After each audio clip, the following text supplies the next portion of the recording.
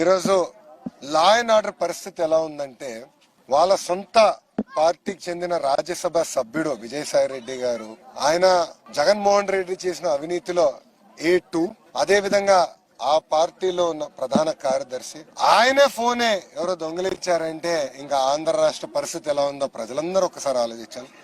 అయినా ఫోన్లు పోతాయి, జనరల్ గా ప్రజలు ఉన్నప్పుడు ఫోన్ కింద పడొచ్చు. ఆయన ఎందుకంత కంగారు పడుతున్నారో నాకు అర్థం అవట్లేదు. అంటే ఆయన లావాదేవీలు బయటపడతాయో, లేదంటే వైజాగ్ లో ఉన్న రాసలీలలు బయటపడతాయో, లేదంటే బ్రెజిల్ లో ఆయన కుటుంబ సభ్యులు చేస్తున్న అవినీతులు బయటపడతాయో, లేదంటే ఢిల్లీ మద్యం స్కామ్ లో ఈయన పాత్ర ఏముందో కూడా బయటపడుతుందో. అందుకే భయపడి పోలీసులకు ఇప్పుడు యావత్ ఆంధ్ర రాష్ట్ర పోలీస్ డీజీ గారి దగ్గర నుంచి కానిస్టేబుల్ గారి వరకు విజయసాయి రెడ్డి గారి ఫోన్ ఎక్కడుందని వెతుకుతున్నారు. ఇది ఆంధ్ర రాష్ట్ర పరిస్థితి. సో వాస్తవం మాట చెప్పాలంటే దొంగోడింటో దొంగ పడినట్టు ఉంది.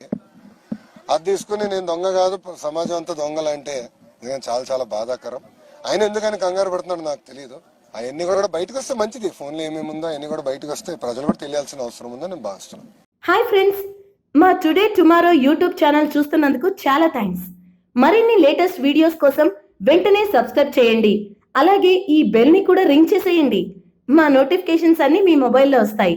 అలాగే మా వీడియోస్ మీకు నచ్చితే లైక్ చేయండి, షేర్ చేయండి, నచ్చకపోతే కామెంట్ చేయండి.